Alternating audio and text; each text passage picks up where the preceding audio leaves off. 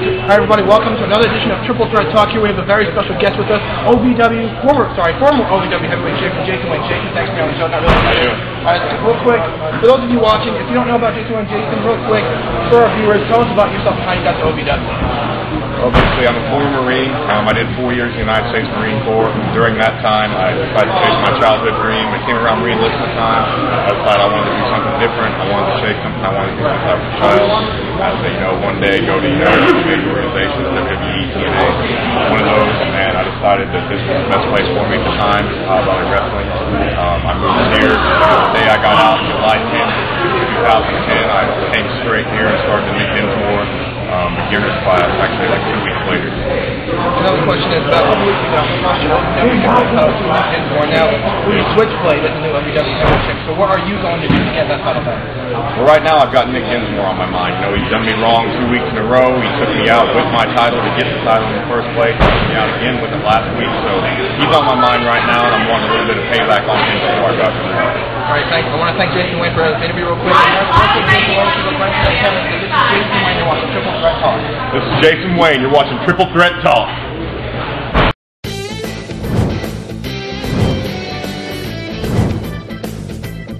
And welcome everyone to yet another exciting edition of Triple Threat Talk. Episode 23. 23. And once again, if you saw in the beginning the interview with Jason Wayne, I want to again express my utmost gratitude. Thanks, Jason Wayne, for the interview. I really, really appreciate it. Absolutely. Thank you for the interview. And that was the skit this week because, that was. It is what it is.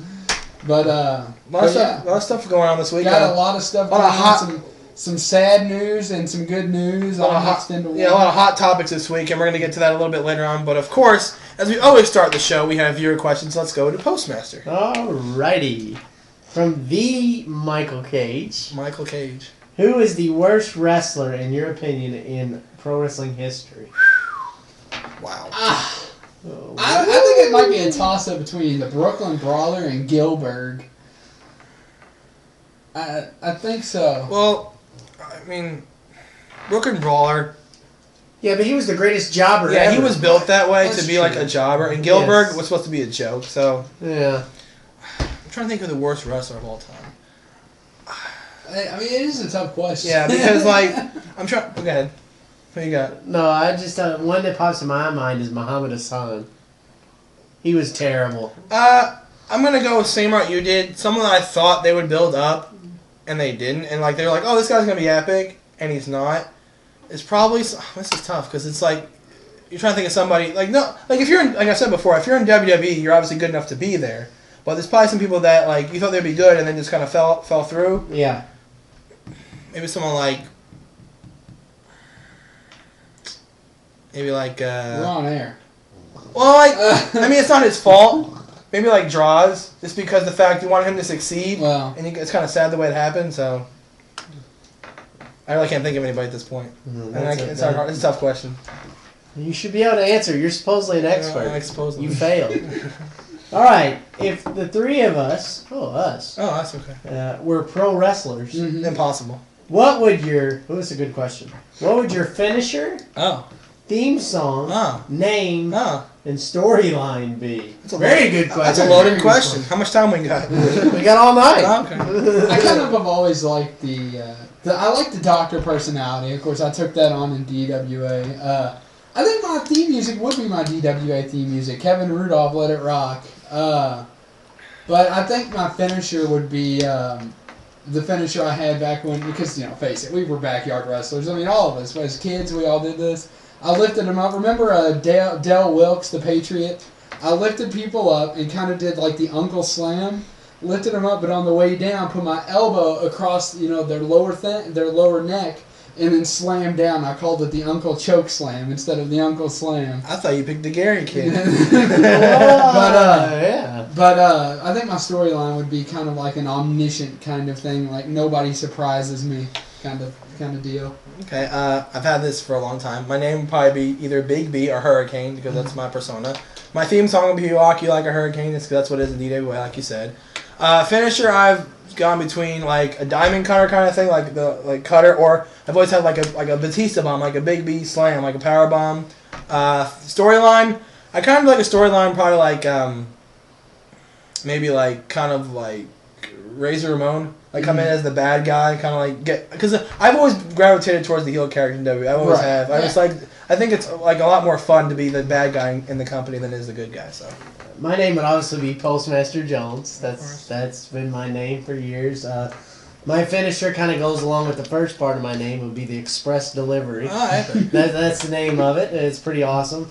My theme song would probably be the theme song to Indiana Jones. Because, and my persona would be I'm kind of a adventurous, mysterious kind of guy. You don't really know what you're going to get out of me. And very good question. You know, so excellent question by the Michael Cage. Kind of like the show. We never know what you're going to get. That's right. Kind of like a box of chocolates. That's right. Stores like sexual chocolate. No. Oh. You went too far this time. Okay. You crossed the proverbial line. There's a line there? Yeah. Anyway.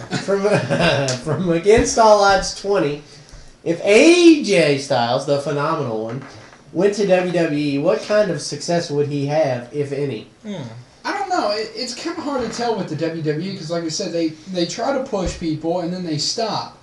I think AJ Styles would probably be a good success, if not champion, definitely a mid-card title holder. It's just I know how the WWE treats people that were in other organizations at first, and I think that I would see him mid-card title. Right. If you can check on YouTube, AJ Styles was actually in the WWF back then, a while back. He fought the Hurricane when the Hurricane was at the height of his popularity on Sunday Night Heat. He got, I guess, like a tryout, whatever. And I guess they didn't see any potential in him, so they let him go. And obviously, you see how good AJ Styles is now. He's phenomenal. He is probably the best pure athlete in TNA. As far as that question goes, how would he do in TNA? Would he have any success, if any? TNA? I mean, WWE, sorry. Would he have any success there? He'd probably have some success because, you know, they would push him somewhat, but he wouldn't be as big as he is now in TNA. That's not going to happen. They want to push their own guys. If he ever did come to WWE, he would get some of the spotlight for a little bit, but he wouldn't get anything. But he, like the doctor said, he might be a mid-card champion, but that's it. He'd probably be United States champion or Intercontinental champion. He would never be world champion because we all know Vince has an obsession with big guys, and AJ Styles definitely doesn't fit the bill. So I think he would have some mild and less, you know, very decent success. So another question from Against All Odds 20. What do you think is going on with Christian? Do you think WWE is misusing him and they've kind of kicked him back to the curb and said, you know, just use you the way we want to, and is he being misused? I think the WWE's always misused Christian. I think that he's an example. While he has had success, and that's good. Don't get me wrong. I'm not trying to say he doesn't have success. 2-time world heavyweight champion. But what I think they've always misused him since he's been a single superstar because they put a crybaby kind of persona on him, and that's just not who he is. Right. He's Captain Charisma. I mean, for God's sakes. I mean. But I definitely think they misused him. Yeah, I mean, going back before Christian left WWE to go to TNA, you know, he was a mid-card champion, he was an Intercontinental champion, had like, you know, his peeps, whatever. Then he went to TNA and he went to TNA and he was successful. He was the the world champion a couple times. He was really successful, and then he came back to WWE, and I mean, to me, it was a complete joke.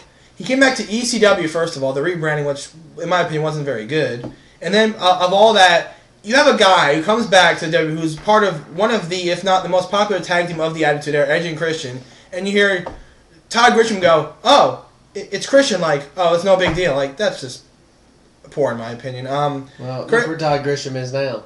ESPN. Yeah, exactly. Anyway, that's another subject for another time. But right. I mean, he's been mid-card champion when he came back. You know, he won the ECW title, so he got some title picture. But in my opinion, he only got the world title because Edge was leaving. I mean, Vince has never seen anything in Christian, but I think Edge told Vince, like, come on, I'm leaving, give Christian the world title. So he's been a 2-time champion, but I don't know if Christian's ever going to get back to the top of the mountain again. As much as I hate to say it, and you know as well as I am, I'm one of the biggest Christian fans you'll meet. I don't think he'll get back to the top of the mountain. He's definitely being misused. That like the doc said, they make him out to have this crybaby mentality, and it doesn't work. I don't like it, and I mean. He should be battling all the time for some kind of title, whether it be the world title, WWE title, U.S. title, Intercontinental title. Right. He should always be in a title picture. And if they want to keep improving the tag team division, they need to find somebody out there. Obviously, they'll never find somebody as epic as Edge. Of course not. Yeah. But somebody that is good enough that could work with Christian, and maybe Right. Christian and him could have a nice long reign as tag champions. Right, and to your point, you're saying like Christian should always be battling for like a mid-card title or something like Right. that. For the past couple months, he's been feuding with Sheamus over, oh, you cost me this title, or I cost you this title. Like, Yeah. you know, it's you know, Nothing. it's not working. So Which they have another match this Friday. I'm Yeah. like, this is getting old. I don't know what's going on with that. It's almost as old as the Orton Christian feud. Really, yeah. You know, so 3 months long that one. Thanks for those questions against all odds. And now from Undead Warrior, Yay! who do you see winning the 2012 Royal Rumble? I don't know. I probably would see. I mean, Daniel Bryan's obviously out. Right. You know, I wouldn't be surprised with the role he's on lately. I know I say it a lot, but it looks more and more like someone like Wade Barrett or Sheamus. I already told him this earlier. I think the role this guy is on, and he's become one of my favorites just because he is so damn good in the ring. His skills are good. His charisma is good. The guy, think about it. You really think that, you know, Nikki would be as good as he is now? No. I say Dolph Ziggler wins the Royal Rumble. Dolph Ziggler is the best booked champion right now. I do like Cody Rhodes, there's no doubt about that. But they're using Dolph Ziggler in the right way. He's facing the right people, and he's being built up as a great mid-card champion. I really see Dolph Ziggler as the future in winning the Royal Rumble. Color me shocked. Okay. He didn't say Cody Rhodes. I'm just saying. I'm sorry. I thought for sure you'd go there. No, I said Dolph Ziggler. You stole my thunder, Doc. I totally agree. I think Wade Barrett, he's on a roll. I mean, they're feuding with Randy Orton, who's obviously the John Cena of SmackDown. And he beat.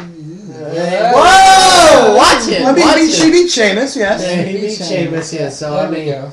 he's been on a bit of a roll. He has a match with Randy Orton this week. Yeah. He also has a match in Survivor Series, a Survivor Series traditional match. We'll get to that later Team also. Barrett versus Team Orton. We'll Right. get to that It's in a gonna little be bit, awesome. which will be definitely good. So I think Wade Barrett is a definitely good choice. Right, and for him. another point to that question, all your picks, you know, you both pick Wade Barrett and I pick Dolph Ziggler.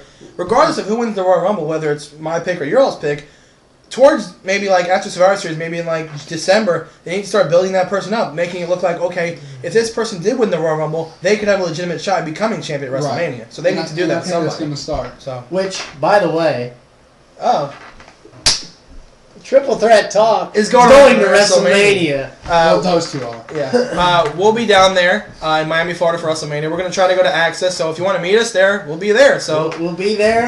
We'll be at WrestleMania. We'll be at Access. We'll probably try to shoot something for the show, obviously, at WrestleMania. try to get some interviews with some people, because if you've ever been to Access before, it's wide open. If you want to interview a superstar, you probably can. You might have to ask, but we're going to try to do the best we can. Yeah, Right, I'll be so- there the year after, but my girlfriend's birthday is on the same exact day. You know what? My wife is the very next day. I know, and that's And so she's weird. allowing me to go. What's She's that? getting a cruise out of it. Well, that's true. That's true. The things we do for love, right? As they say. Don't even ask me. So, when it pertains to the WWE All-Stars game, which match would you all like to see most? And we're going to see it. Yeah. WrestleMania 28, The Rock versus John Cena. It doesn't get no bigger than that. That is the... I mean, to your point, the All-Stars game, there are some great matchup possibilities in there. You could have, like, obviously some matchups can never happen, like Hogan and Cena, that's not going to happen. You know, Taker and Andre the Giant. There's a bunch of legends in there that will never happen. But I mean, like, to the point of the game, there's actually some really great video packages in there. Like there's like called Fantasy Warfare if you played the game, and it pits the two people together that they think is the best in that particular genre, and it puts like together like this could actually happen if these two were in their prime or something like that. So it's really interesting. Right, absolutely. And Undead Warrior 75 also issued an open challenge. Again, another one. I tell you what, he's getting more challenges. You would think he's like some gaming. They want a piece of the DWA. So he wants a fatal 4-way. He wants Undead Warrior, wants you and him, and Against All Odds 20, and the fourth one slipping my mind. Well, I mean, I read the message you're talking about. Unfortunately, I'm going to have to decline that for one specific reason. You messaged me and said, add me on Xbox, I have a PlayStation. So that's not going to happen. Yeah. Right. Now, if you have a PS3, then we probably can talk a little bit. We can work But out a deal. again, the game comes out here in about less than 2 weeks. Comes out the 22nd. Can't wait. I already got it. Definitely be picking it up. I got it pre-ordered as PostMaster does. It's going to be great. I mean, if you didn't see today, they actually released a new DLC character. It's going to be Batista. Epic. Anyway. Fan. From CWA Interviewer. Oh. with Evan Bourne suspended by the recent drug allegations, what becomes of the tag team titles? I told you off air I wanted to talk about this question, and it makes no sense. Evan Bourne, obviously, if you don't know, he got suspended 30 days for violating the substance policy. So yeah, you have Kofi Kingston holding one half of the tag team titles, and it doesn't make any sense to me why they don't just like either A, before Evan Bourne got suspended, have them drop to somebody so the tag team division doesn't take a hit, or B, have Kofi Kingston say, okay, you need to defend these titles, and you're gonna find a partner, if you're choosing to defend them, and they just drop them that way, because it makes the tag team division look bad if Kofi Kingston is holding one belt by himself, and it's like, okay, where's the tag team division? It's going nowhere. So I don't know why they don't just drop the titles to somebody. Yeah, totally agree. I mean, I couldn't say it better. It makes no sense for one person to have the two titles. They should have already played it out where they dropped it like the next night or something, or said, they had to be vacated. Here's an idea. Why not, when these things happen, I get that it's PR, but why not embarrass these people? Come out and say, you know what, Kofi, we know you didn't do anything wrong, but Evan Bourne, he violated a personal wellness, to keep it on the code in a little bit. Right. But on TV, come out and say why these people... Right. Again, to your point, I'm sorry to interrupt, but again, to your point, with something like that, I guarantee you, they don't want to do that because something like that can not only tarnish a person's legacy in the business, but it's like, that's behind-the-scenes stuff. I mean, yeah, probably every single wrestling fan reads these things, but they don't want to go on air and say, that just doesn't look good for business. But I think that would be a good message to kids. Like, they say Evan Bourne's doing drugs. They come out and they say that this is the reason why. Maybe a 10-year-old in the audience says, wow, I don't want everyone to do drugs. Something bad like this might happen to me. Right, but I think that'd be a good point. I think from a business standpoint, they would announce it. I like his point, though. I mean, that is a good point. I mean, he makes a valid point here. Why do people hate John Cena so much? He is a good wrestler, but WWE makes him a bad character. He is not a good wrestler. He has 5 moves, 6 maybe. I think my biggest beef with him is, and like I said, I'm the first person to tell you I love John Cena on the mic. I love what he does behind the scenes. He's a great person. As far as his in-ring personality goes, he's all about the Marines, all about the armed forces. To my knowledge, I don't think he's ever served. I mean, it's possible that he has, and it's just very deep. Our OVW interview, he served. Yeah, he served. 4 years? Yep, Jason Lane. I think it's an insult that if that is the case. Now, if I'm wrong, I will publicly apologize for what I'm saying. But if he hasn't served, then to have the Marine Corps kind of aspect about him. But he does have dog tags, and he obviously has gotten them somehow, whether it be a relative. I can go down the street and get dog tags from Walmart. Go on. Go ahead. We'll do the show without you. Hurry back, bring him back. We'll wait for you. Yeah, you can come in and be like, you. Well, anyway, to that question, John Cena's not a great wrestler by any means. No one's gonna compare him to like wrestlers like right now by like CM Punk and Dolph Ziggler and people like that. It's not gonna happen. But to his point, when John Cena first came into WWE, he wasn't going to be like, oh wow, he's really good. But with John Cena, you put him against like a good person like Shawn Michaels or CM Punk, especially Money in the Bank. He is good in the ring when he faces good people. Like those good people make him look good. I mean, that's a testament to them, but it's a testament to him too. He's decent at best. He's gotten a lot better. I'll give him that. He's not great by any means, but he's gotten better. His mic skills are second to none, as the doctor said. John Cena's mic skills are nothing short of impressive. Almost as good as The Rock. Almost as good as Shawn Michaels. Right, but with John Cena, I don't know how these two feel about it, but I have the utmost respect for John Cena. There's no one I respect more in this business right now than John Cena.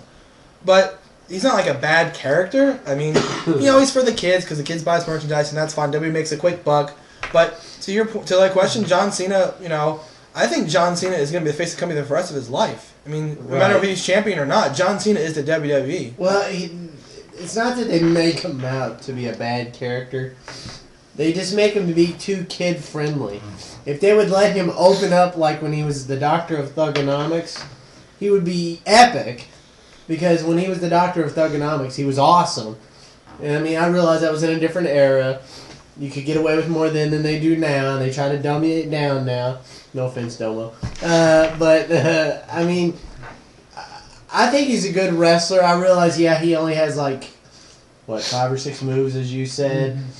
But he perfects those 5 or 6 moves. It's not like the 5 or 6 moves are lame or dull. He's good at what he does. And, he sets up each... He's precisionist.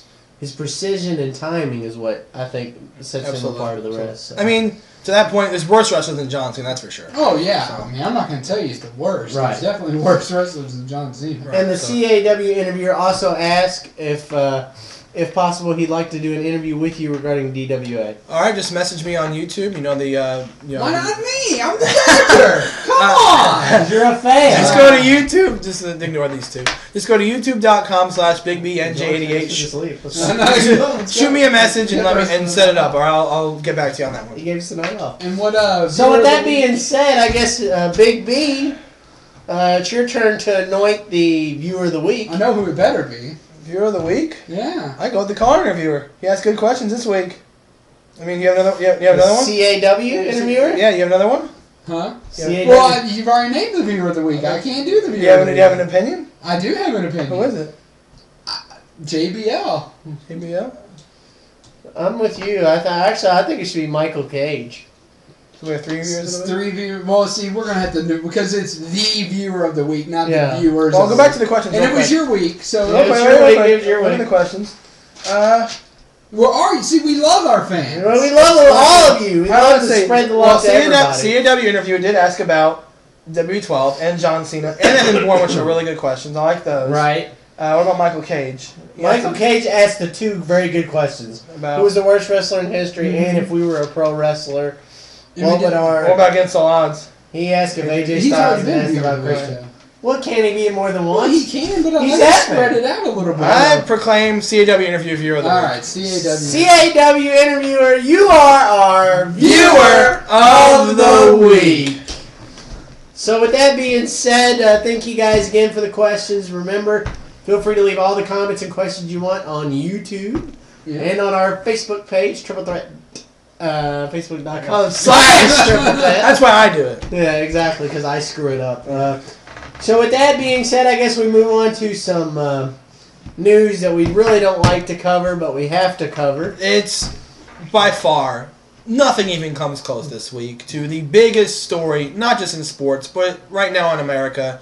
The huge scandal with Penn State and the breaking news, the shocker that happened last night.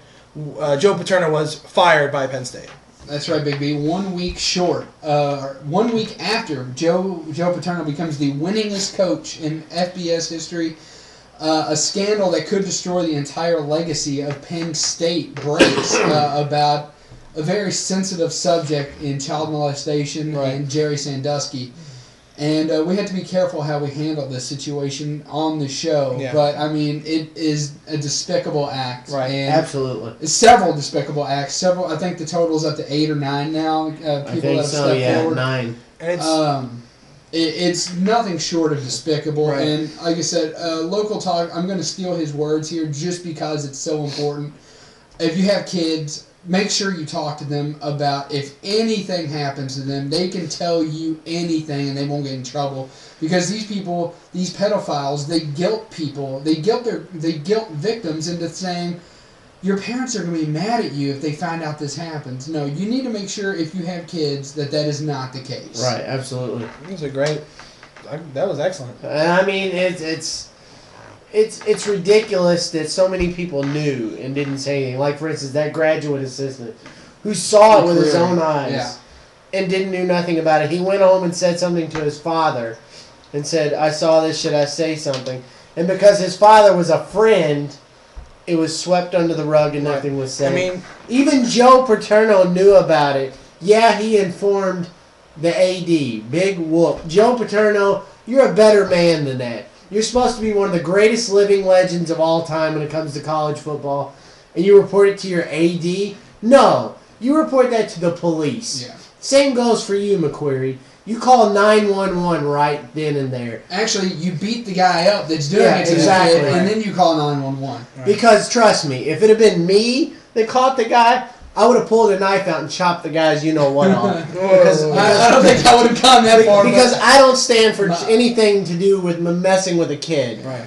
Any crime on a kid is pathetic. Yeah, it's pathetic. Because they're defenseless, they're helpless, they can't help themselves. If I'm just going to use you as an example, no offense, but if Doctor here, you know, where's this going? I don't feel comfortable with this at all. I'm just saying, I'm just making a statement. If Doctor here was picking on a little kid, it wouldn't be right. He's way bigger than any little kid. It's not fair. Yeah. These kids don't deserve this. And the fact that Joe Paterno comes out and says, "Oh, well, we should say a prayer, and I'm going to say a prayer for these kids." Bullcrap. But, by the way, go Penn State. Yeah, really? That's pathetic. That's your pitch, Joe? Come on now. I mean, it is a shame. I mean, again, they wanted to prove a point by letting him go. Right. But to this point of the legacy of Joe Paterno, he was there for 46 years. Right. I just feel like it's a shame to him. I mean, obviously the things you mentioned are apparent, but it's a shame that they couldn't let him just finish the 2 games out, let him resign on his own, and then he would be gone. No, he doesn't deserve to finish his 2 games out. See, the thing is, I'm 50-50 on this. This is a perfect example of where we're all split 3 ways from this. 2 days ago, I was exactly where you were. Exactly. And then yesterday, I was exactly where you are. But now I'm kind of torn because evidence has come out to support maybe, not definitely, but maybe Joe Paterno knew nothing at all about this. We'll never know. We'll never know, and I'm not so sure even if he did know, if he's 84 years old. Right. Where are those memories? We don't know. Not to say all senior citizens lose their memory, but things do become shady, especially as far back as 1995. Right. I can't remember what I had for dinner yesterday. That's not good. I mean, I'm just saying that there's a little bit of evidence to support this. Hi, Wendy's. There's a little bit of evidence to support He brought it up. that the fact is that maybe Joe Paterno knew nothing about this. No way. I'm sorry. I don't believe that. It's possible. It's possible, and it's also possible that he did. Right. Who are we to say? I think another story that comes out of this, it's gone widely unreported, but it is out there. If you go to the Drudge Report, the DA, when there was a girl, what blew this thing all open in 1995, at least when this whole thing first started, or one of the instances was a 10-year-old boy came home with wet hair, and his mother asked, "Why's your hair wet?" And she said, "I took a shower with Coach Sandusky," which is despicable. Right. She calls Coach Sandusky and says, "This is completely inappropriate," with the police listening on the other end of the line. Says, "This is completely inappropriate. What's going on here? You should never do it. I want you to promise me." She asked for a promise that this never happened again. And he says to her, "I can't promise that this is never going to happen again." That's not the crux of the story. With this evidence, the police go to the DA of Pennsylvania, who considers pressing charges. Okay? 2005 comes along, 10 years later. He's considering still pressing charges because other people are coming out of the woodwork. The guy tells his girl, the district attorney tells his girlfriend he's going out for the night. They find his car on the side of the road the next morning, abandoned.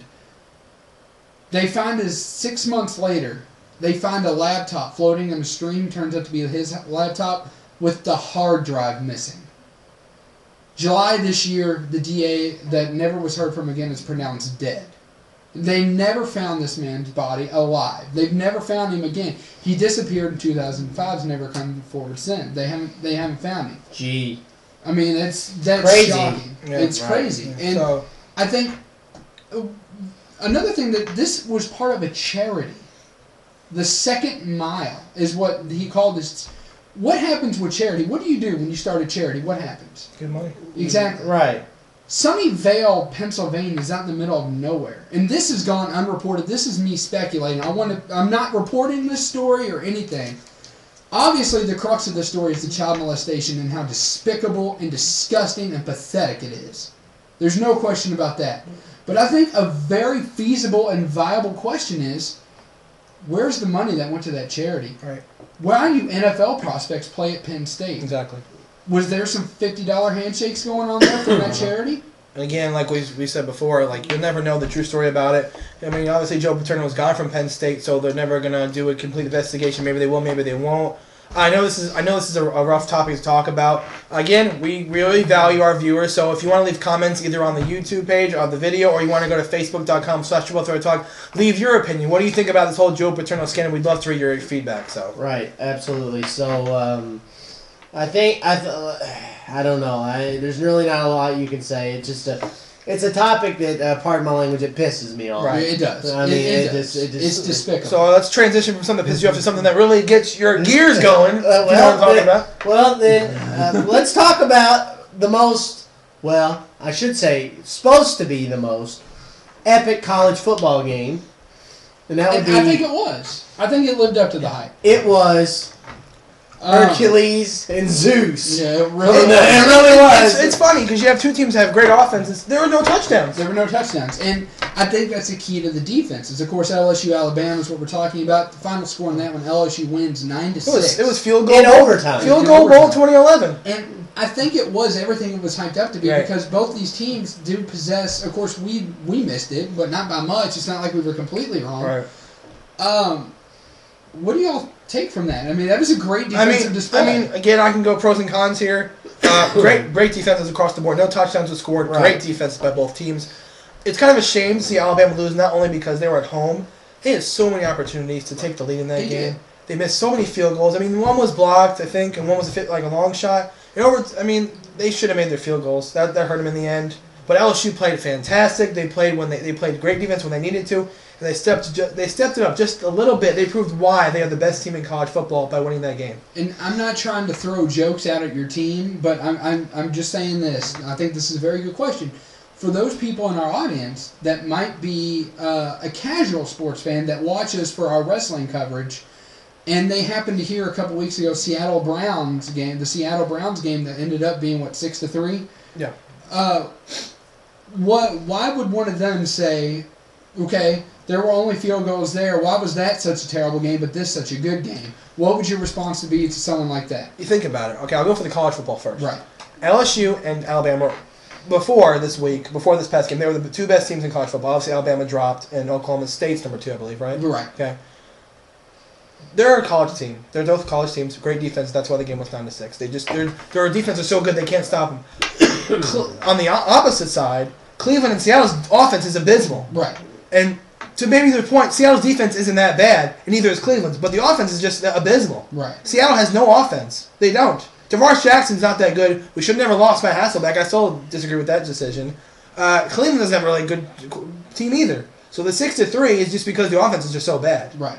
So that's that. I think that's a And another thing my friend mentioned to me last night, I'll say this. They said the Cleveland Browns, over the past course of time, they're the worst team in the history just because they've had no success. Right, they've had no success. So I'll tell you what kind of got to me a bit, and was the fact that, yes, it was a battle of 1 and 2, Alabama lost, but the polls come out on Monday. How do you not, I'm sorry, this is wrong, how do you not put Stanford in front of Alabama? I don't get it. I think it's because the weak schedule of the Pac-12. And that's what it is. It's a shame, and I always stand by this. I'll never stray away from this ever, no matter who asks me about it. I hate how the BCS is. I do not like the system.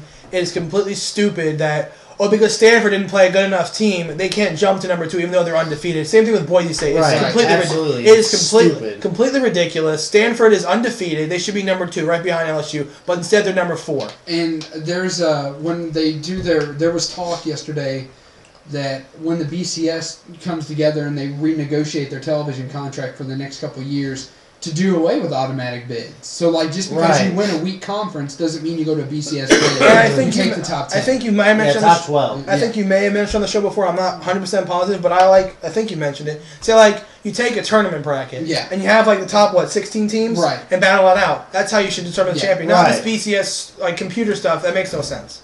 Because Boise State, I guarantee, they show that they can. I mean, and I'm just using this because we saw this match earlier this year. Yeah. People said that Boise State couldn't hang with the SEC. Guess what? They beat Georgia. Yeah. They didn't just beat Georgia. Yeah, they destroyed them. They proved they belong. They proved it. I think that this year a true national title game would be Boise State. Not to take anything away from Stanford, but I just think that Boise State has been at the top for so long without having a shot. And I think the true national title would be LSU versus Boise State. Right. And I think that that's what needs to happen, but I don't think it ever will. I don't think Boise State has enough power in their schedule to do it. If Boise, we've seen all these moves in college football, this team goes here, this team goes here. If Boise State makes a move to another conference, then maybe they have a shot. Right. And right now, with the conference they're not going anywhere. Right. And I think that when they go into the Big East, and since now there's this talk of just getting rid of automatic bids, I don't think that moving to the Big East, if that's the case, would be in Boise State's best interest. No, stay where you're at. Right. Why bother to move conferences? And I think that was one of the main reasons why they said they wanted to move to this top 12 qualify instead of the automatic. Right. It'll cut down on all that moving conference crap. Right, yeah. It's supposed to prevent that. Right. So, your 12 best teams play. So, with and that... And I did want to say one more thing about this. The BCS droppings, as Big B said, drops Alabama to number 3. Right. If Oklahoma State loses, and they have 3 very losable games for them on their schedule, assuming LSU beats Arkansas, we could see round 2 in the BCS championship game, which would be the first time ever. Right. Let me ask you guys this question, and this was posed to me today. Sort of college, sort of NFL, and I got into a pretty heated discussion with my friend on the phone about it. He tried to tell me, and I said, no way, no how. And you guys might agree with him, that's fine. He tried to tell me that Cam Newton would have a better pro career than Andrew Luck. It's kind of hard to tell because Cam Newton's kind of a scramble quarterback, whereas... And he also tried to... He said... He's like, how many national titles has Cam Newton won? And how many? I said, look, Cam Newton cheated for a national title. No, he didn't. I was like, yes, he did. He was involved in a scandal. He was there when it happened, so therefore it counts as him cheating to win the national title. I said, Andrew Luck was freaking epic last year with Jim Harbaugh. Jim Harbaugh leaves, goes to the 49ers. New coaching staff, and they're undefeated. I'm sorry, that's hard to do. It is, and I think Andrew Luck would have the better career, but to your point, there's no evidence to support that Cam Newton did cheat, and even if he did, it was money changing hands. That's not cheating. That's not talent.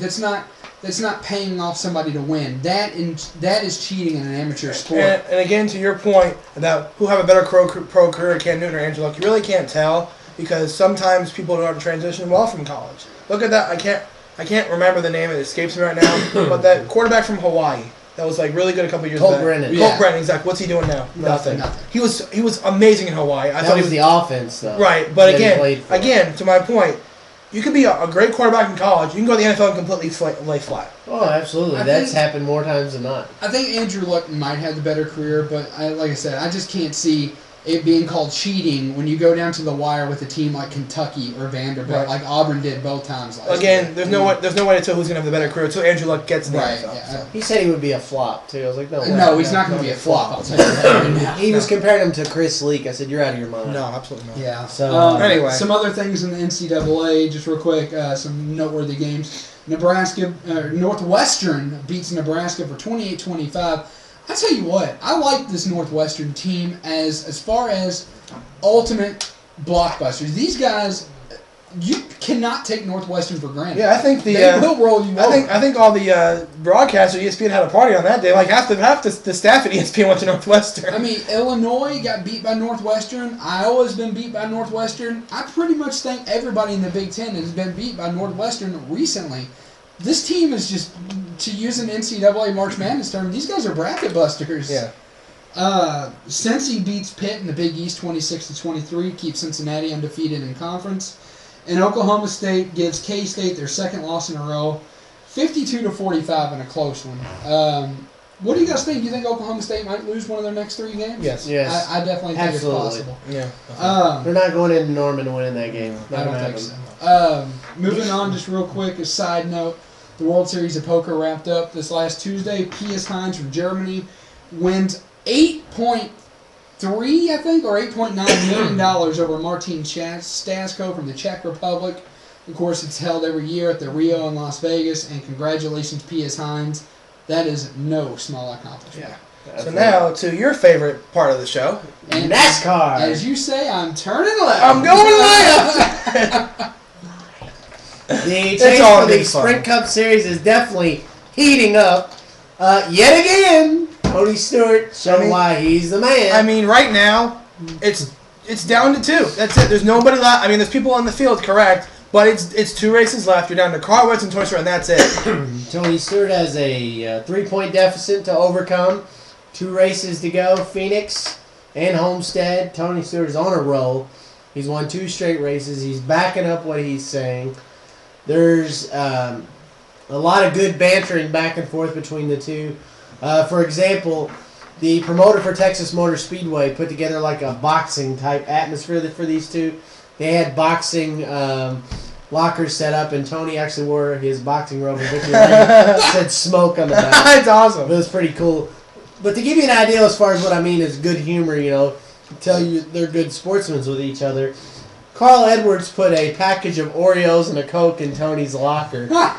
And Tony Stewart put a Barbie doll and a coloring book in Carl Edwards' locker.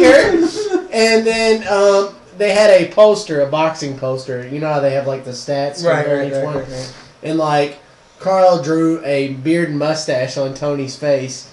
And under wins it was 42 because Tony had just won the week before, but he won again at Texas. So Tony crossed out the 42, put 43 and counting. And he also signed Tony Stewart and he said, "Carl, I told you so." Ooh. So it's definitely heating up. Definitely the household of mine is heating up because the wife is a Carl Edwards fan and me and the mother-in-law are Tony Stewart fans. I mean, it's good for the sport. But I mean, the big thing I want to talk about, all chase aside, is Kyle Busch. I know you've seen it. Kyle Busch was involved in an incident Friday night in the NASCAR Camping World Truck Series with Ron Hornaday Jr. Hornaday was less than 20 points out of the championship chase, was well in contention and could possibly win his next title. They got into a little dust-up on the track. The caution came out. Under caution at 150 plus miles an hour, Kyle Busch puts Ron Hornaday head first into the wall. He gets parked for the rest of the race. And you're thinking, wow, what an idiot, Kyle Busch. You've done some stupid things over your career. This might have topped them all. So NASCAR levies in. He's parked for the weekend. He is banned from his ride in the Nationwide Series. Denny Hamlin takes over, does really well, finishes second. He is parked from his M&M's ride. Michael McDowell takes over, doesn't do so hot, finishes like 31st, couple laps down. And now, on top of all that, he can no longer drive any Nationwide or Truck Series races for the rest of this season. And M&M's has come out today and pulled their sponsorship of Kyle Busch for the rest of this season for his actions. Because, and to me, I'm sorry, but what he did was a disgrace. If you haven't seen it, I mean, for gosh sakes, it's been shown on Speed Channel and NASCAR and SportsCenter over and over. But if you haven't seen it, go to NASCAR.com, check out the videos, or go to YouTube and type up Ron Hornaday versus Kyle Busch wreck and look at what he did. It was completely uncalled for. And Kyle Busch is known as a hothead.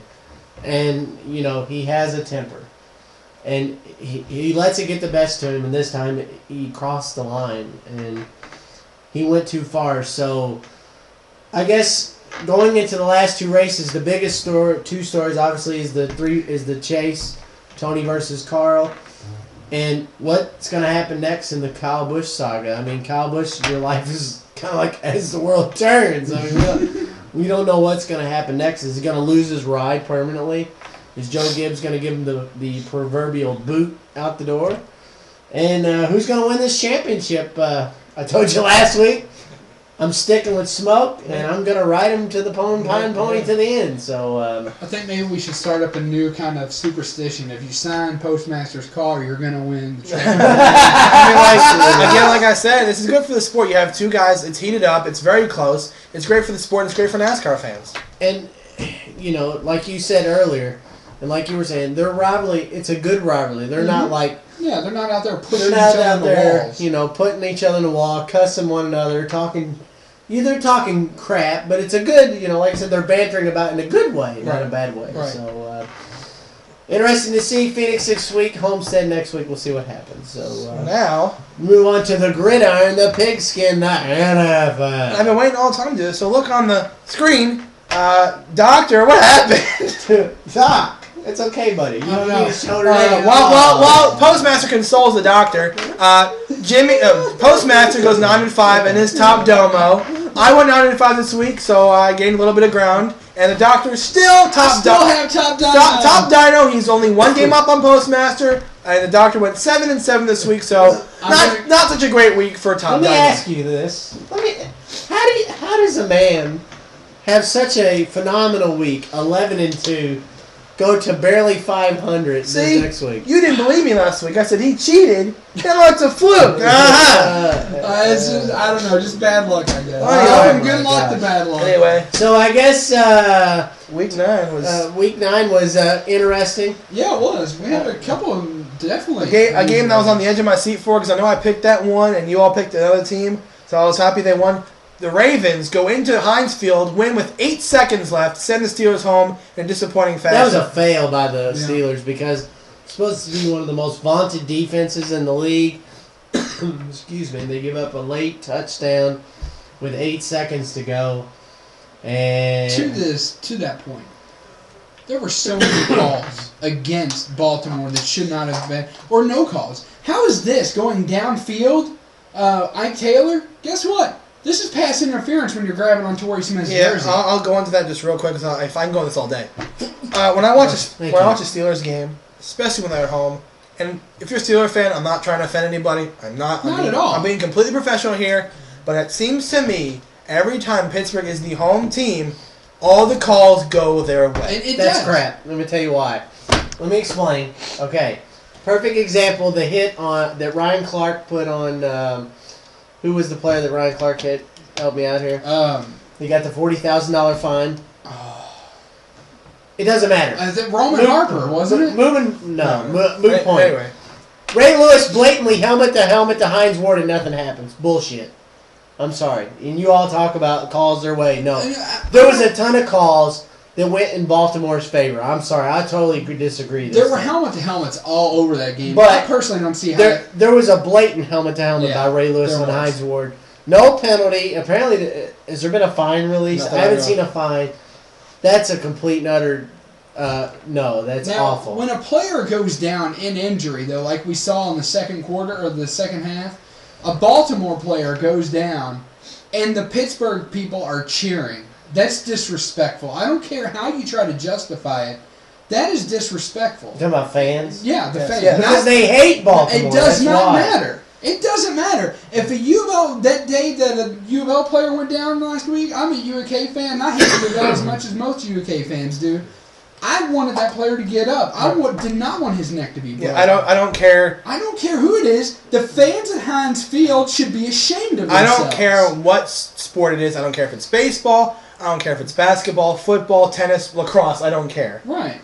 If your team is a rival and someone gets hurt and you cheer that, you should be ashamed of yourself. You should be ashamed of yourself. It's a sport. They go out there to show you all a good time. And if you cheer someone get injured, you should be ashamed. It's a sport. I know it's a rivalry. There's Red Sox, Yankees. There's Michigan, Ohio State. There's Ravens, Steelers. If someone gets hurt and you cheer, that's completely disrespectful. And you fail as a human being. If that's you part of the big rivalry, though. It's not fair. It's not. Because there's UK fans and U of L fans that do the same thing. U of L fans, when a UK well, then they need to look themselves in the mirror and see what kind of person they are. I'm just saying, it's all over the place. You can't just single out one. We're not. I'm just saying, anytime that happens, but on national television at Heinz Field, the Steelers, I think, lost a little bit of respect around the nation. Because I never liked them, but I respected them as a team. Right. I always have. I go for it because I hate the Steelers. But I have always respected the Steelers. And Sunday night, my respect for the Steelers took a dive after that happened. Right. That was just pathetic. Yeah, and another... and I'm not saying all Steelers fans are like that. Right. Because his wife and his mother-in-law, they're big Steelers fans. And father-in-law. They're all Steelers fans. And you know what? They're decent. They're awesome about it. Right. You know?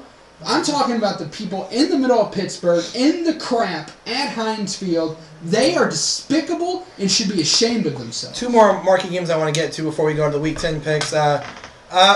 who is this guy? Who is Tim Tebow? Week 1, when he starts his first game, he wins. Then the next week, he loses. He flops. Now he comes back and leads the Broncos to victory. Yeah. So who is Tim Tebow? I think Tebow is a great quarterback. The Raiders. Are you Tebowing over there? I'm Tebowing again. They got apparently worked last year. The Raiders did get Tebowed in the face, 38-24, and he just has a slow release time. Other than that, everything about this quarterback. Is again, when we get to the game this week, who is going to show up? And then another game. Go ahead. There was an epic Manning on the field this week. Eli. You can't spell elite without Eli. Eli Manning. Not only did the Giants win, I'll throw 3 things out here. Not only did the Giants go into Foxborough and win, that's 1. Mm-hmm. Not only did they come fourth quarter come back and win, that's 2. And 3, they just did the same thing in the Super Bowl. They just came back and won the game at the end. I know. It was phenomenal. I mean, what's going on with New England? The Giants just come in there and beat them. The Giants are good. And I'll tell you what. I said that they would win the NFC East at the beginning of the season, and they're leading the division. Right. And they're looking good doing it. For the second week in a row, Phillip Rivers screws up, throws 3 interceptions, but despite that, they should have beat Green Bay. The Packers were able to hold off a charge by the Chargers. 2 of those Phillip Rivers touchdowns were run back. I guess. Interceptions were run back for touchdowns. To your point. 45-38. And to your point about that, I guess the Green Bay is just that much better. Yeah, they got right that game. Green Bay got lucky. Yeah, they did. Are they going to lose a game this year? I think they will. I don't know. The Chargers showed that you don't have to be a great defensive team. You just have to put some pressure on Aaron Rodgers. He's still a newer quarterback. Let's not forget that. He can still be rattled. He has shown signs of being rattled in the pocket. He's only thrown 3 picks all season. He's only thrown 3. It does not matter, though, because if you can get him running for his life, no quarterback throws well under those circumstances. Another thing I want to mention is, there's only one team now that doesn't have a win. The Miami Dolphins don't just beat. They don't just demolish. They completely crush the Chiefs. Yeah. The Chumps, their coach... They're back to the Chumps again. Celebrating No Shave November is over.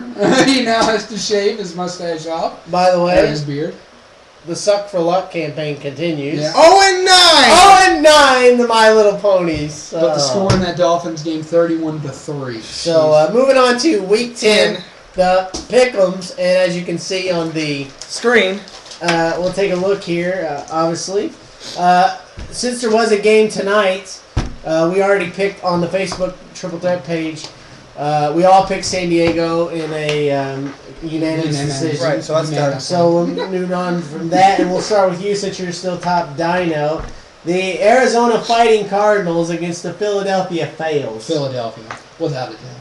Philadelphia, again, me and Postmaster picked the game on Monday night. We did pick the Bears to win, and they did. The Bears! Arizona won that game in tremendous fashion last week against the Rams. 99-yard punt return touchdown. Great moment last week, but I think the Eagles are just that much better than the Cardinals. For the first time in about 7 weeks. No way. I'm picking the Eagles. Wow. I know. All right, here we go.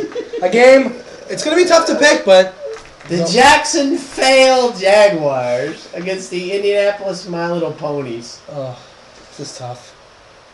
I want to say Indy. I did too. Why? Why are we all saying it? Because I told you before the show, I said Indy might win this. No, I thought this. You guys don't really talk to me outside or right before the show starts, but well, that's because you're a busy man. And you know what? Screw it. I'm going to say Indy. Here's the thing: Jacksonville with Blaine Gabbert, they're not that good, but Indy. It's just so bad. I picked Jacksonville. You know what? I like his moniker. Oh my god. Screw it! Let's go Colts! Let's gonna win! If it's gonna happen, it's gonna be this game. They're at Lucas Field, right? Yeah. It's gonna if it's gonna happen, it's gonna be this game. Alright, so the Denver T-Bows, because they are the T-Bows again. Against the Kansas City Chumps. You lost your nickname of the Chefs. You lost it. Chumps. Back to the Chumps. Tebow's damn impressive lately.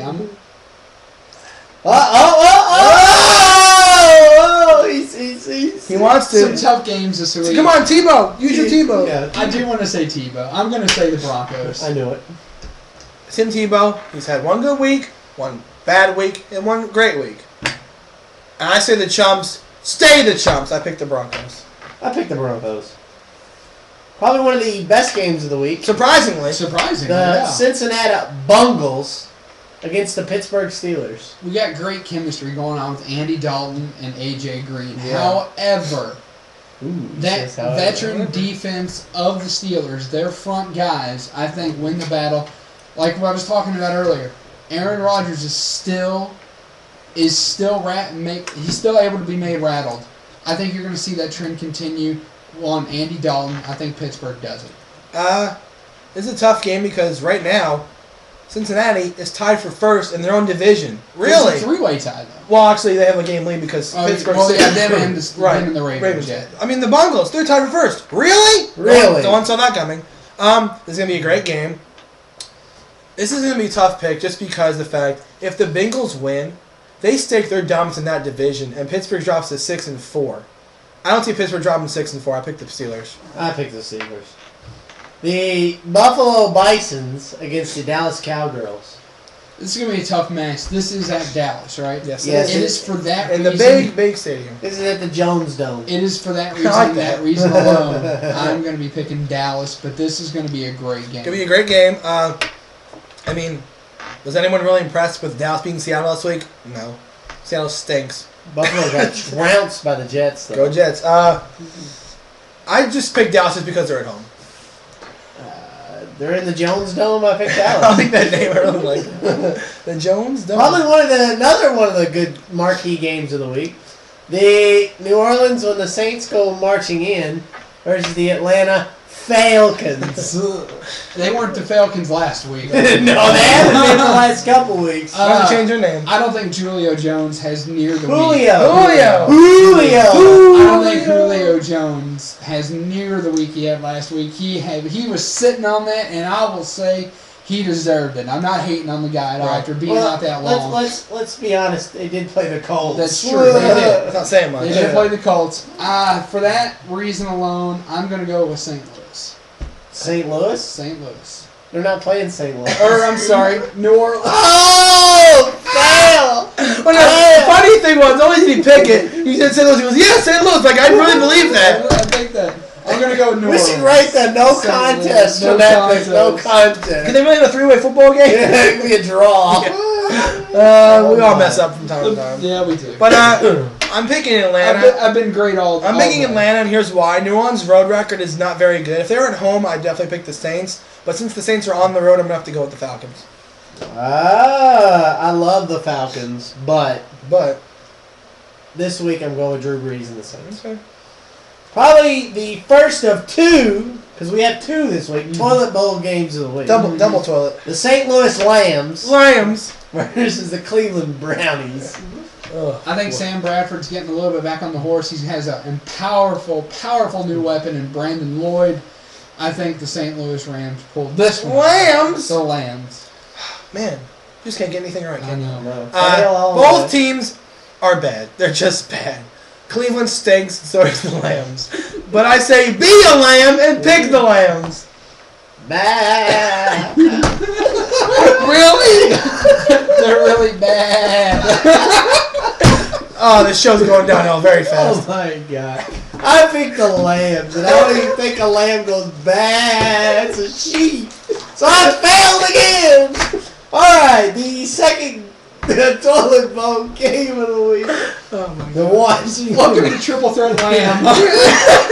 The Washington Redheads against the Miami Dolphin Tails. I think. That's embarrassing. I think It was funny. I think Washington goes down in a pile of flames. I think Miami stays on this roll that they're on. They win one game and they're on a roll? Are you serious? No, I'm not serious about that, but I am serious. I do think Miami. I mean, ask yourself this question: do you really think the Redheads can lead to a victory with John Beck? No.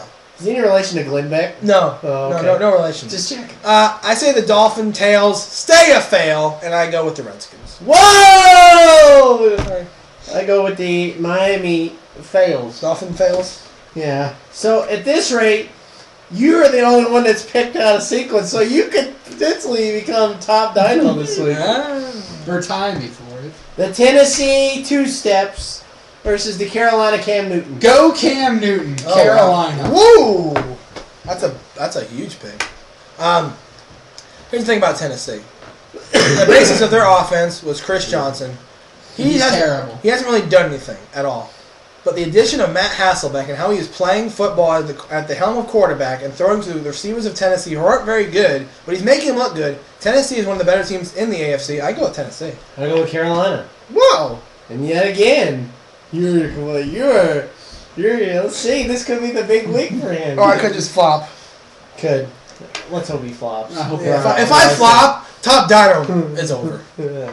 The Houston Mexicans against the Tampa Bay. Watch your Buccaneers. I gotta go with Houston. They are on a roll. Houston, the division is theirs. They will take it. Houston. Houston, we have a problem, but not this week. Houston wins. The Baltimore Ratbirds against the Seattle Seafails. The Ravens in a wash. Wash. He says God. wash. Not a car wash. That's a wash. A wash. That's a wash. Regardless, Regardless.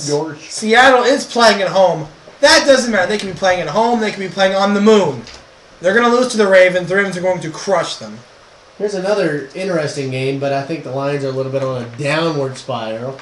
The Detroit Cowardly Lions against the Chicago Black Bears. I got to give this one to Detroit. I like Detroit. I'm going with the Bears. The Bears. The Bears. Game of the week. Game of the week, in my opinion. I'm totally too. agreeing with, other than this next one. Right. The New York Football Gargantuans against the San Francisco 49ers. You know what? Everyone else has changed their nicknames over the course. At 7-1 or 6-1. The 7-1. I was right. Right. I was right the first time. The 49ers are far from fails. They are amazing. So I'm going to propose a motion on the show that they are the one team, since the Packers are epic, the Green Bay Epics, and since the 49ers are below that, I'm going to say we keep them at their real name, the San Francisco 49ers. And I'm picking the San Francisco 49ers. Yeah, we're just going to keep calling them San Francisco? Yeah. But I agree with the doctor. San Francisco is playing excellent football. There's no other way around to say that. They're playing probably the best football in the NFC other than the Packers. So I picked the Niners. Eli Manning and the Giants rolling the candlestick and get a win. Wow. Saying it right now. The New York Crop Dusters versus the New England Unpatriotics. They're on a downward spiral. They are on a downward spiral. I do not see them losing 3 in a row. I got to go New England. They are playing in the hostile environment. I say you pick the Jets, Jets. Oh, you learned how to spell. Good job. I go with New England. Yeah. Yeah. Good one. That's for babies. Now the Monday Night Football game of the week. Which is probably a huge fail. It probably is. The Minnesota Pirates against, as he said, the Green Bay Epics. Where is this game? In Minnesota, I believe. Wasn't it at Minnesota the first time they played? What the hell was that? I don't know. This game was incredibly close the first time around with the addition of Christian Ponder. So obviously it means it won't be close this time. I don't think it's going to be close this time. I do think the Packers win. I do think this game is going to be close. This game's going to be a lot closer than people think. I'm saying the Packers, but I'm going to prelude that by saying it could be as little as 4 or less points if they win. I agree with the doctor. I think the Packers are going to win. But I think it's going to be an exciting game. Monday Night Football lights will be on prime time. I think the Vikings will show up, but they won't show up enough to win. I pick the Packers. All right, so I picked the Packers as well, and with that, our picks this week are all over the map. So that means the standings next week are definitely going to take a shakeup.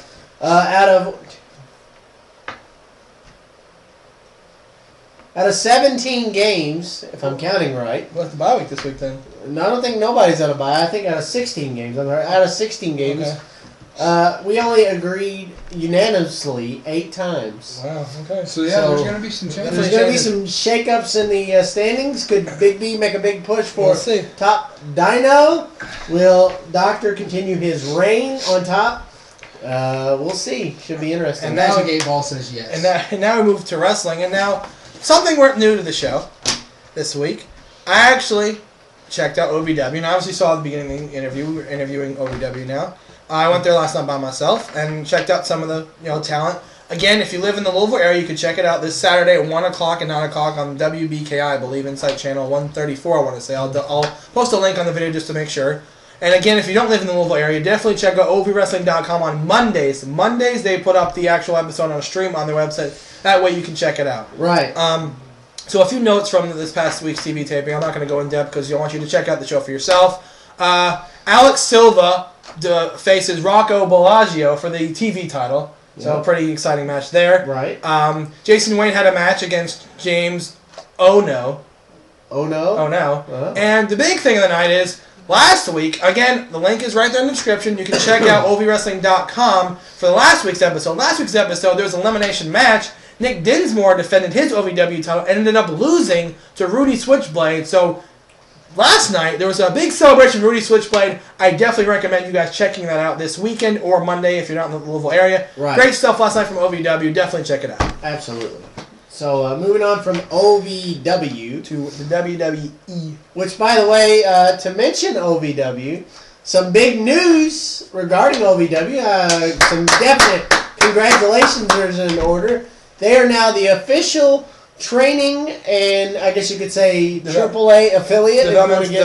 Developmental territory for TNA. So I think that the WWE, as we know, they don't make too many mistakes. But this was a mistake to let OVW go because they got so many of their current talent, including John Cena from OVW. Right, and it's a good Randy Orton. It's a good CM Punk. It's a good move for OVW. Matt Sydal or Evan Bourne. It's a good move for OVW because they get to rub elbows with someone that's, like a big pro wrestling company. I mean, obviously not as big as WWE. WWE is like a gargantuan company. Right. But it's good that can do that with TNA and get exposure. I've talked to some of the guys there. They're really excited about it. There's potential of them going to Florida, which they would love to do. So definitely, I'm really happy for those guys. So. Absolutely. So congratulations, OVW, and good job to TNA for scooping them up. Yeah, so now we move on to WWE this week.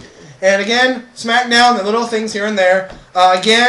Once again, I'm on watch because it's Survivor Series. They're going to have Mark Henry face the Big Show again. Make sure if it happens, though, leave a note. We want to be able to give them a farewell. Sure, no problem. I'll definitely leave a note. We'll have a nice video. Yeah, we'll post. And then you move to Raw again. Raw has more action than SmackDown usually. It was in jolly old England. It was in Wade Barrett country. Wade Barrett country.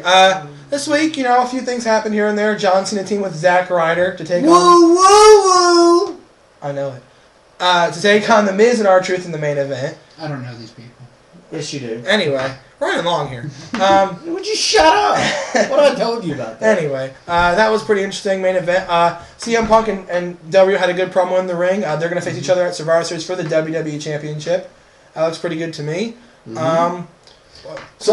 So far we have 4 matches that we know of. We have Big Show versus Mark Henry. And we have Alberto Del Rio versus CM Punk for the WWE title. We have Miz Truth versus John Cena and who? The Rock. Who? Dwayne Johnson. Who? The Tooth Fairy. If you smell... Don't ever do that again. Well, you guys make a fool out of yourselves and say Alberto Del Rio loud. But anyway. And we have a traditional 5 on 5. You have Team Orton versus Team Barrett. So Team Orton, you have Orton, obviously. Sheamus. Fella! Kofi Kingston. Fail. Sin Cara. Yeah. Fail. And I forget the last one. Who cares? Who's on Team Barrett? Wade Barrett. Christian. Cody Rhodes. Hunico. I forget the last one. Oh, so I think it's Jack Swagger. Is he Hunico now? Yeah, I think it's Jack Swagger. I'm not able to watch SmackDown because of my work schedule. Which, yet again, this Friday night, check it out. Epico has another match, which I'm pretty excited about. Again, next week, the Road to Survivor Series is going to come soon. We'll definitely do a more in-depth cover next week where all the matches are. Obviously, Survivor Series will be next week. Well, no. It's in 2 Sundays. Well, we're going to cover it next week, obviously. Yeah. Right, yeah. So we're going to cover it next week. All the matches go in depth like that. Cover all the matches, do our picks like we always do. So definitely check that out next week. Right, and also, as you know, next week is a special 3-hour Monday Night Raw with the return of The Rock. Raw gets rocked next Monday night. Another thing I want to mention real quick before we go to the wild card, Michael Cole keeps putting off this Michael Cole challenge. I put it off for 1 week. Now it's off 2 weeks. That's off again. And now they say next week in Boston when Raw gets rocked, will this happen? And apparently it's Michael Cole challenge. We have no idea what the details are. The only details we know, Michael Cole was going to face JR in some kind of match or some kind of stunt or something. And if JR wins, because Michael Cole said he's not going to win, but if he wins, I will quit the WWE. Please, God, let JR win. Because Michael Cole, you get on my last nerve. So we'll see what happens with that next week when Raw gets rocked. So now, moving to the wild card. Doctor, what do you got for us? I think, man, this has really become a popular segment. I think the wild card for me this week is going to be the fact that I want to dig deeper into this whole Penn State thing. I want to look at the possible implications that can happen here. One of the extreme possibilities of this, SMU has never, as we talked a little bit off the air, SMU has never recovered from their scandal and from sports, trying to get recruits in the way they did. They had never have. And this is nowhere near child molestation charges. That was nowhere near. This is the biggest scandal in sports history. Absolutely. And I think, I don't look for, this is a very extreme possibility, but when your program is attached to something called child molestation, in so many cases, it tarnishes you. It sticks with you. And I would not be surprised if 10 or 20 years down the road, people do not want to be associated, go to school or alum with a school like Penn State because of this. I think in an worst case scenario, you cannot rule out the possibility that Penn State closes its doors for good. Absolutely. You got a wild card this week? Interesting. I do have a wild card this week. Okay. My wild card this week is a little bit of a personal wild card. I started my ice hockey career back up again last night with the kickoff of the 2011-2012 Louisville Adult Hockey Association D-League. Unfortunately, it didn't start off on a good note. We were defeated 2-0. Play on the Panthers squad. I'm kind of looking forward to it. Haven't played in about 5 or 6 years. Scrimmage last week. First game last night. It's good to get back out on the ice, so I'll definitely keep you guys updated as to what's going on with the ice hockey career there. So, all right, my quick wild card. I have one, and I'm going to end the show with something else. My first wild card this past week, there was a tennis tournament in France. A guy probably not many people know about. His name is Ken Nishikori, I believe is his name. He beats Novak Djokovic. Yeah. wow. He beat Novak Djokovic. I'm sorry, the tournament was in Basel, Switzerland, and this is obviously Never heard of that. This is actually relevant to the topic. Ken Nishikori wins, beats Novak Djokovic, and he faces some guy. I don't know if his name is Roger Federer in the finals. And Where's he been? Federer blitzes him 6-1, 6-3, and it's kind of a shocking thing to hear, but this is the first tournament Federer has won in 10 months. Wow. Proclaimed possibly, arguably, the greatest player to ever pick up a racket.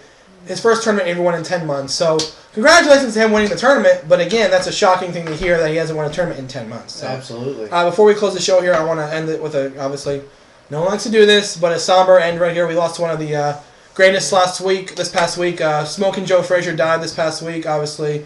Great boxer in the ring and died of health complications. Obviously, we wish liver cancer. We wish the Frazier family all the best, and one of the greatest boxers of all time. Sad to see him go. So, thanks for watching the show this week. If you want to check us out on Facebook, you can at facebook.com/triplethreattalk. If you want to follow us on Twitter, you can at triplethreattalk. And you can send any comment or question you have at triplethreattalk@yahoo.com. So for Triple Threat Talk, this is Big B.